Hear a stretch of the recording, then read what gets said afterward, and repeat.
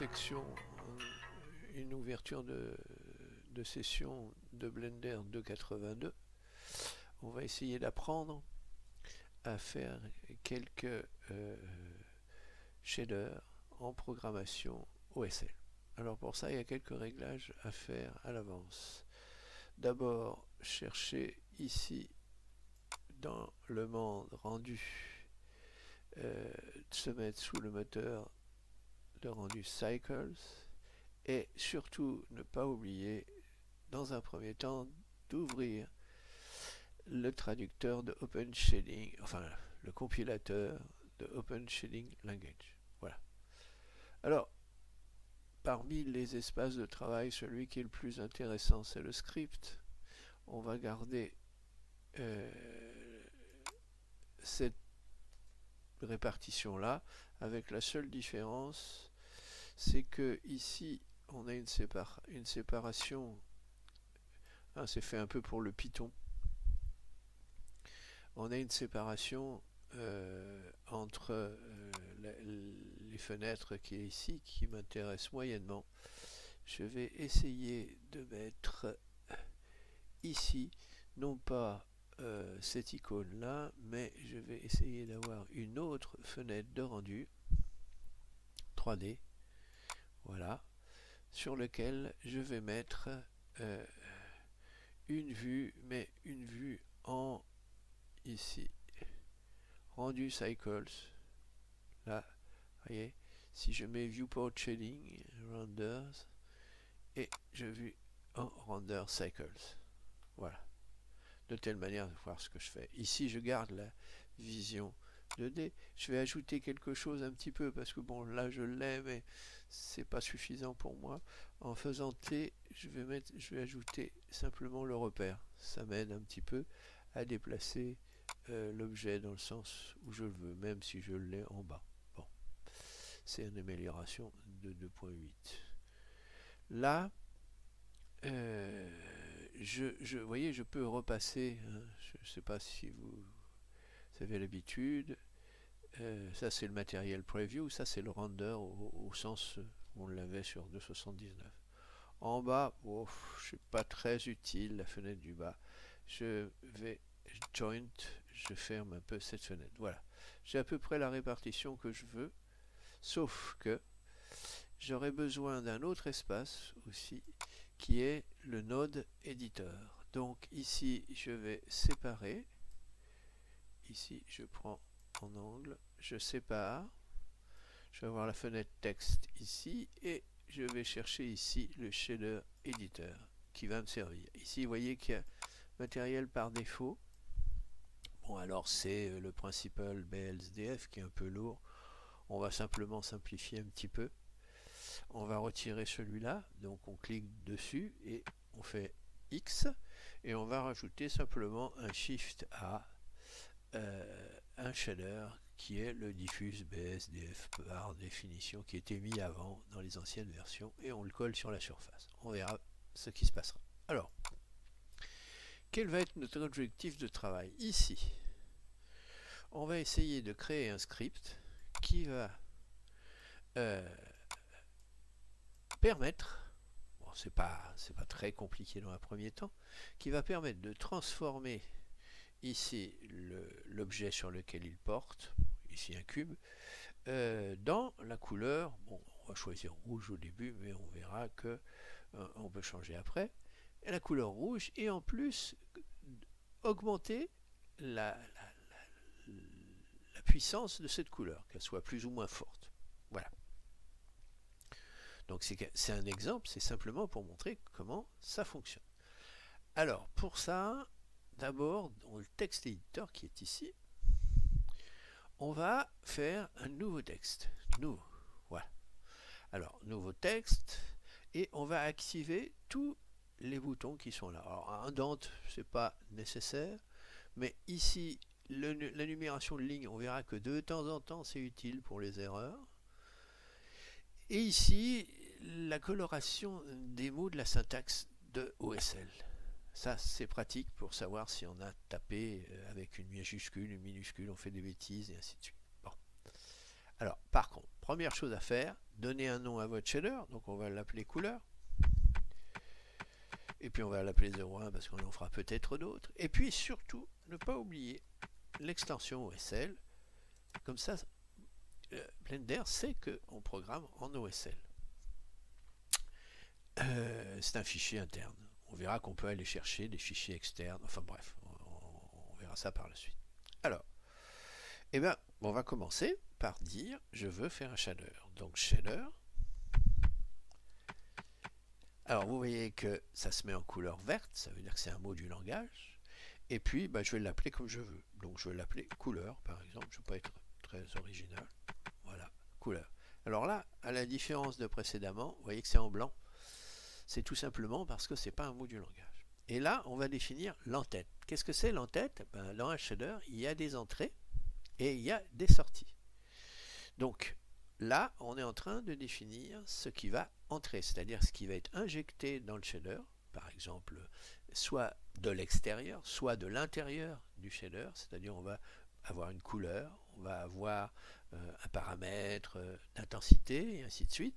Et donc, tout ça va être donné dans la première partie qui est entre parenthèses. Vous voyez, je mets les parenthèses. Alors ça, c'est une habitude à avoir. C'est tout de suite marquer la parenthèse ouverte et la parenthèse fermée, de telle manière à savoir qu'on est dans l'entête. Et là, on va décrire nos paramètres. Alors moi, j'ai l'habitude de mettre une tabulation pour mieux voir les parties. Donc, dans un premier temps, j'ai besoin d'une couleur que j'appelle color. Ça indique le nom de la variable A. La couleur, c'est A. Je lui donne ce nom-là, A. Pour lui donner B, X, Y, Toto, tititata.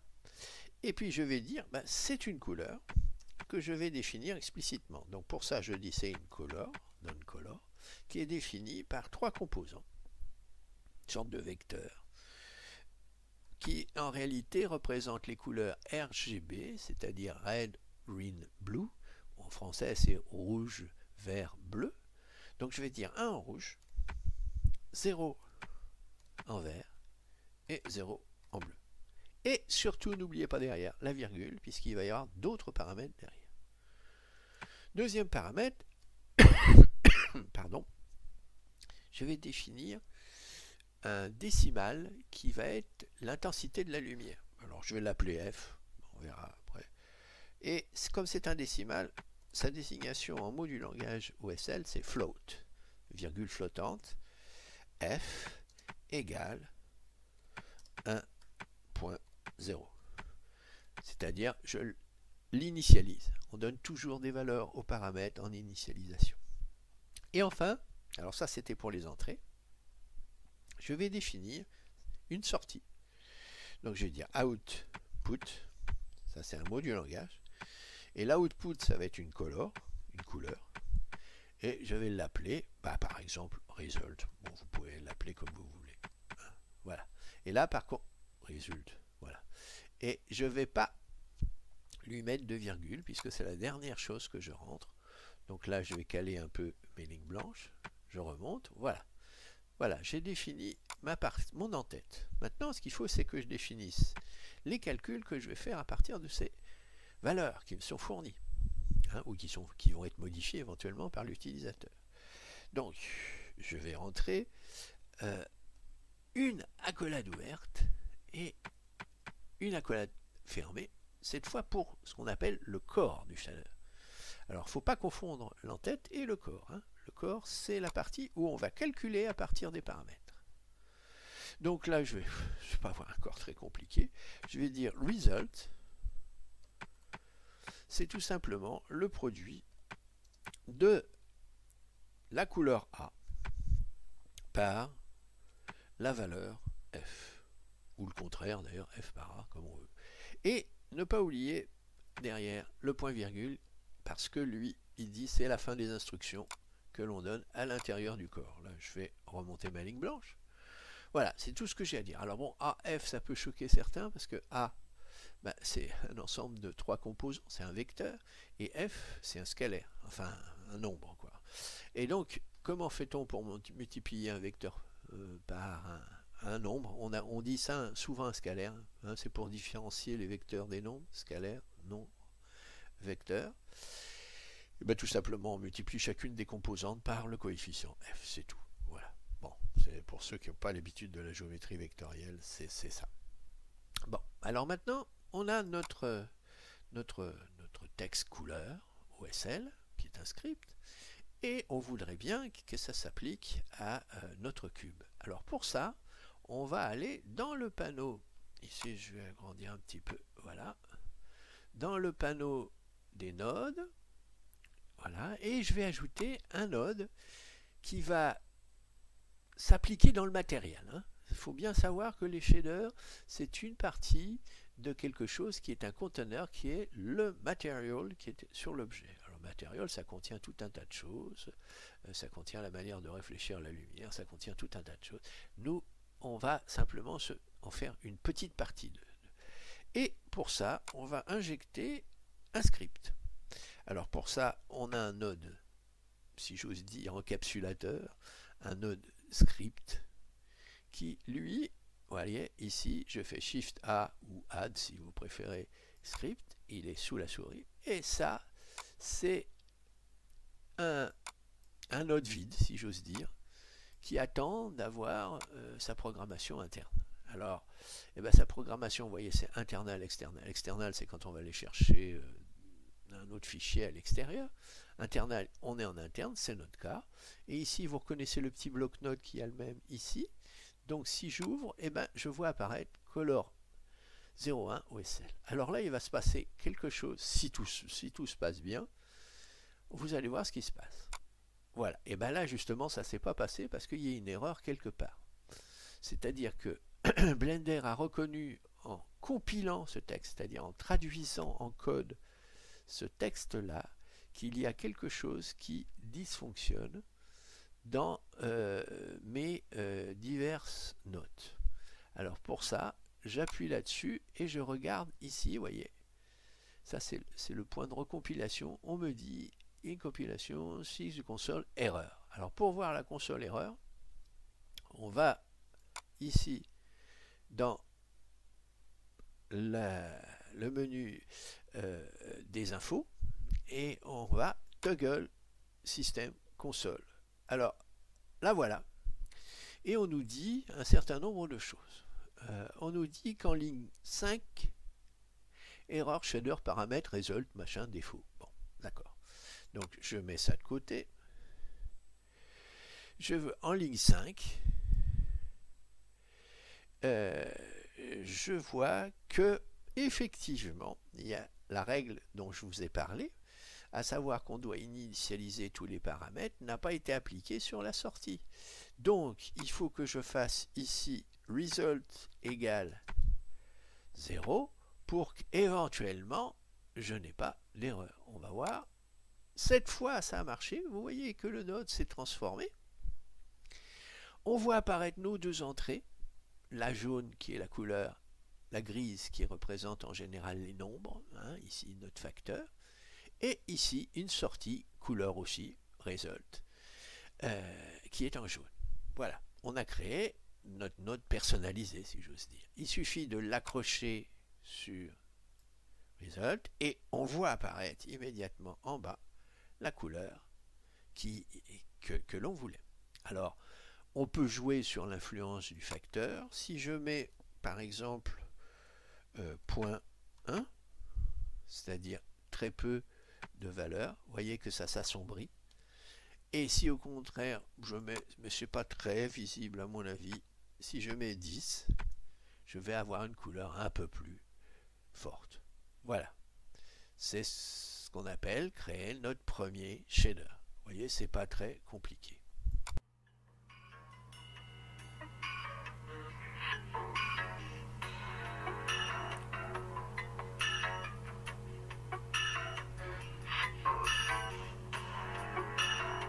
Alors, nous en étions donc à ce petit shader que nous venions de trouver. Ce petit shader, bon, je n'ai pas dit d'une manière détaillée, mais vous voyez, on peut, en cliquant sur la couleur, changer la couleur, vert, comme ça, on revient au rouge. Mais ce que nous, on aimerait, c'est créer un petit node qui permettrait, en agissant sur ce coefficient-là, non pas d'agir sur l'intensité de la couleur, mais au contraire justement de changer entre deux couleurs, par exemple, que l'on aurait préprogrammé. Bien sûr, après, l'utilisateur pourrait, comme on vient de le faire là, en cliquant là-dessus, changer les couleurs et faire des mixages de couleurs différentes. Voilà. Donc pour ça, on va ranger, on va faire un peu le ménage. Donc je fais mon script de côté. Bon, pour pouvoir me repérer, je vais nommer ce petit script ici en appuyant ici dans le node éditeur sur la touche N, le panneau N apparaît. Et à ce moment-là, dans le label, je vais écrire couleur 01, ce qui n'est pas très original, mais au moins qui me relie directement à mon script et qui me permet de savoir ce que j'ai écrit dedans. Voilà, donc là je peux faire N, et ça, et voilà, j'ai encore fait une fois la même bêtise. Là, j'ai fait ça sur Output. Donc je recommence, je fais N, je sélectionne, voilà, je fais Output ici. Voilà. Et cette fois, je sélectionne le script et je fais couleur 01. Au moins, ça vous aura montré qu'il faut sélectionner d'abord le node et ensuite passer le nom. Voilà. Et donc ici, je peux mettre en bas, ou aussi les Anglais appellent ça collapser le nodes. On appuie sur ce petit pointeau ici et ça contracte le node sous sa forme élémentaire. Ça permet de le garder en bas, d'avoir une petite bibliothèque de travail. Bon, alors je repousse un peu les choses. Bon, il s'appelle Output Material, mais on va le garder comme ça. Voilà. Alors en bas maintenant, je voudrais changer mon script. Donc, ce que je vais faire, bon bah celui-là, je vais le laisser de côté. Et je vais en créer un nouveau. Voilà. Alors vous voyez qu'il est en réserve dans mon bloc-notes. Ici, je regarde, j'ai ma petite bibliothèque. Je vais l'appeler couleur et bien sûr .osl. D'accord? Voilà. Alors, on va reprendre notre syntaxe. Donc ça commence toujours par shader. Et puis ben, si je clique pas dedans, bien sûr, c'est pas bon. Shader bicolore, pas trop d'imagination, une parenthèse ouverte, une parenthèse fermée. Voilà. Dedans, donc, il me faut d'abord une couleur. Alors, je rappelle un peu plus approfondi cette fois que ici, quand je tape Color A, ça indique à la machine, enfin à Blender, que A est une variable déjà et qu'elle va contenir une color. On dit qu'elle est du type color. Voilà. Donc c'est ça, c'est ce qu'on appelle typer la variable A. Hein, si tout à l'heure, je vais faire float F, ça indiquera que F est un float décimal. D'accord? Et là, j'écris égal. Et puis je dis que il y a une couleur. Alors cette fois une couleur explicite. Donc je emploie le mot color. Mais cette fois je donne les valeurs derrière. Donc 1,0. Alors petite remarque, chose intéressante, ce qui peut arriver. Le 0 et le O sont parfois près du clavier. Et donc, si vous tapez un O à la place, ou un O majuscule même, vous voyez que a priori c'est presque la même chose parce qu'il n'y a pas de point à l'intérieur, mais enfin ça c'est pas très visible. Mais là, avec Blender, c'est intéressant parce que vous voyez que les nombres sont écrits en bleu alors que les lettres sont écrites en blanche. Et là, on voit que c'est la lettre O que je viens d'écrire. Par contre, si je tape effectivement 0, j'ai du bleu. Hein, double manière. Hein. Il y a un petit point au milieu, mais il y a en plus la couleur bleue. Virgule. Et une deuxième couleur. Color. B égale color. Cette fois, je veux choisir, je sais pas moi, du vert par exemple, ou du bleu. 0,1, voilà, un bleu. B comme bleu. Oui, enfin bon, A comme rouge. Bref, voilà. Et maintenant, maintenant, je vais continuer. Alors, c'est là que je vais avoir une définition de type, pas float, mais float. Voilà, float et f. Et là, je type la variable f et je dis, elle va contenir un décimal. Et pour annoncer un décimal, je n'ai pas besoin d'écrire clos ici, il suffit que je tape 1.0. 1.0, c'est un décimal explicite. Hein, et je suis obligé dans mes paramètres d'initialiser, toujours. Hein. Et puis enfin, output. Color. Et ben, result égale 0, toujours ne pas oublier de l'initialiser, hein, et puis pas de virgule à cet endroit-là. Bon, j'ai fait mon en-tête. Et maintenant, je vais donner mon corps, c'est-à-dire les calculs qui sont faits sur les entrées, à partir des entrées plus exactement, et qui vont produire ma sortie. Alors là, bon, il va y avoir une ligne de calcul, hein, c'est pas très compliqué, mais quand même. Result. Alors, result va être le résultat d'un mélange, formule mathématique, qui va mélanger A, B et le coefficient avec une affectation de coefficient. Alors, pour ça, on va dire que A est directement multiplié par F et on va lui ajouter cette fois la couleur B, mais elle qui va être qui doit disparaître quand F augmente. Donc on va écrire tout simplement étoile 1 moins F. Vous voyez, ici, on a un phénomène de bascule. Je mets tout de suite le point de virgule pour ne pas l'oublier. Voilà, on a un phénomène de bascule. Quand F augmente, par exemple, entre 0 et 1, eh bien, la couleur rouge va augmenter, alors que B, si vous regardez bien, quand F augmente de 0 à 1, au contraire, elle diminue régulièrement. Et donc, on va avoir une espèce de mélange de ces deux couleurs. Voilà. Alors, maintenant, on va essayer d'écrire notre petit script. Donc, on fait comme tout à l'heure, on se place dans la fonction, dans le panneau des nodes, on fait Shift A et on va chercher notre script qui est sous la souris, hein, le node est sous la souris, voilà. Et là, moment de vérité, pour voir si on a fait des bêtises, on va aller chercher bicouleur. Bing. Ah, il se trouve que par un heureux hasard, on n'a pas l'erreur. Hein, donc vous voyez qu'on a nos deux couleurs, rouge et bleu, et que on va connecter à diffuse. Qu'est-ce qui se passe? On est en rouge, c'est normal, notre coefficient est 1. Si vous regardez 1 fois F, et là 0 fois B, donc on n'a pas de bleu. Par contre, si, alors pour vous montrer un petit peu en détail, je vais grossir ici. Si je me mets sur ce coefficient-là, je peux cliquer sur ce petit pointeau. Bon, là j'augmente, c'est pas très intéressant. Si je diminue, vous allez voir en bas, vous voyez, je passe du rouge au violet, et je vais vers le bleu. D'accord? Voilà. Donc j'ai effectivement, bon c'est pas très joli parce que je dépasse, mais j'ai effectivement le passage aux deux couleurs.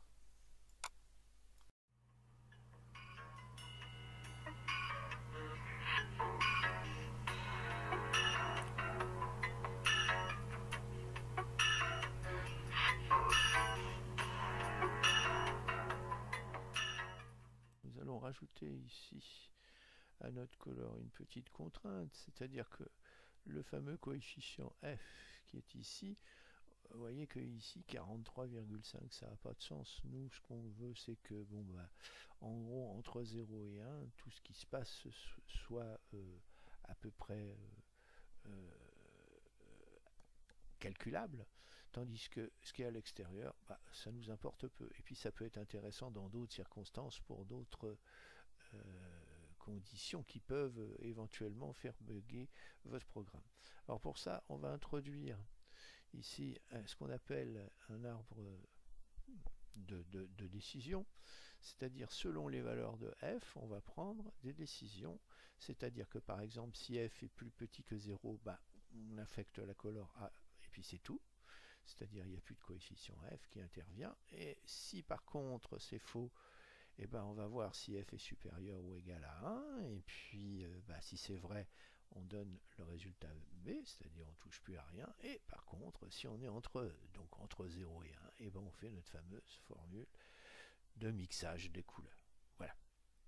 Donc c'est ça qu'on aimerait bien réaliser. Alors comment réaliser ça? Ben, c'est assez simple, on va utiliser les conditionnels, hein, c'est une illustration surtout pour les conditionnels. Nous allons reprendre un petit peu les choses, à savoir, on va reprendre ce shader bicolore et on va le modifier. Bon, alors on va faire un petit travail qui consiste à décrocher celui-là, à le garder en mémoire, quelque part, là, voilà. Voilà.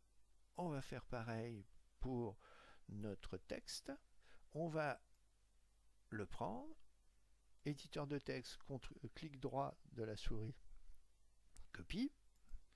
On passe un nouveau texte qu'on appelle, je sais pas, bicolore.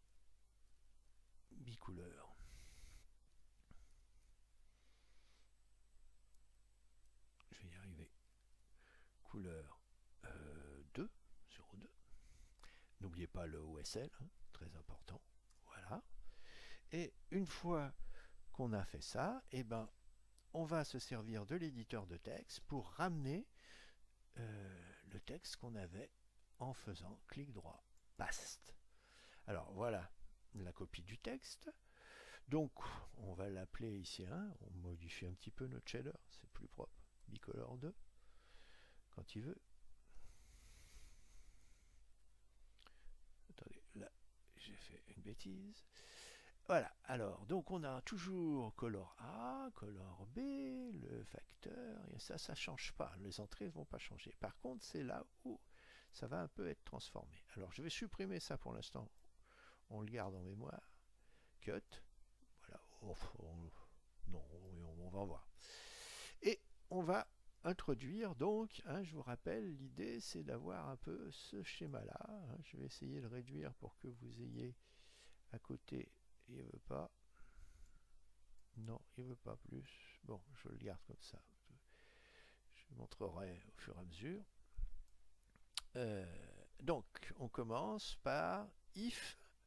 Hein, c'est la manière d'exprimer les choses. Donc, if. Parenthèse ouverte. J'aime bien mettre les conditions entre parenthèses. F inférieur égale à 0. Fermez la parenthèse. Pardon. Donc là, c'est if. On va avoir juste en dessous la condition, l'instruction qui correspond à vrai. Donc on peut mettre des blancs ou pour montrer ici Alt GR, moi je mets des accolades parce que si on a plusieurs instructions, vaut mieux s'habituer à mettre tout de suite des blocs d'accolades parce que sinon on est un peu perdu. Et là on va dire que le résultat résulte égal à, et on ferme l'accolade. Voilà. On a donc ce qui se passe dans le cas où la condition est vraie. On va en dessous, on décale, else. Donc cette fois c'est si c'est faux. Et là, il faut reposer encore la question si f est supérieur et ainsi de suite. Donc on va aller à la ligne, on va faire une indentation, on va faire if, et on va mettre notre condition f, donc supérieur égale à 1. Fermez la parenthèse. Voilà. Et là, on va avoir donc le résultat B, la couleur B. Hein, results égale B. Je ferme la collade, pardon. Voilà. Hop. Et j'ai le else, qui est le cas où f est compris entre 0 et 1, et où là je veux que mon result soit le mixage des deux. Donc je vais faire ici result. Oh, je crois qu'il doit être dans le buffer de mon copier-coller. Vaste, on va voir. Ouais, fantastique. Il est là. Et je mets la fin de mon cola. Alors vous avez remarqué que là j'ai un point virgule qui apparaît, je ne l'ai pas là. Je vous conseille, pour vous habituer à mettre des points virgules partout, la machine vous en sera gré, vous verrez. Je pense que, bon, je ne crois pas avoir fait d'erreur. On va voir ce que ça donne à la compilation. Et on va donc essayer notre petit script ici. Alors, bon, j'ai fait quelque chose qui n'était pas très joli ici. J'ai rangé un script sans lui donner du nom. Il s'appelle Bicolor. Et j'ai oublié de lui donner un nom. Donc, je vais faire N. Hein, je vous rappelle, vous allez dans le label. Hein, vous sélectionnez bien. Hein, n'oubliez pas, ça ne se voit pas très bien. Mais, et ici, et vous allez dans le label et vous l'appelez Bicolor ou couleur. Comme vous voulez. Couleur. On va faire du français. Couleur 01. Voilà. Donc celui-là, vous le rangez. Hop. Et on va faire un troisième, pardon. Shift A. On va aller chercher donc le script. Et on va lui affecter cette fois, eh bien, Bicolor 2. On va voir si ça marche. Attention, moment de vérité. Ouais, on a de la chance. Voilà. Et ça va pas changer grand-chose au niveau de l'affichage, hein, mais seulement les valeurs qui vont être envoyées seront toujours des valeurs qui seront comprises entre 0 et 1. Et vous voyez que si je me rapproche progressivement, par exemple, je vais un peu plus par là, voilà, hein, 0,7, j'ai une couleur violet qui est bien un mélange des deux, et à l'extérieur, ben, je demeure rouge ou bleu. Voilà, ça permet de bloquer, hein, de clamper, hein, on verra que ça s'appelle de clamper,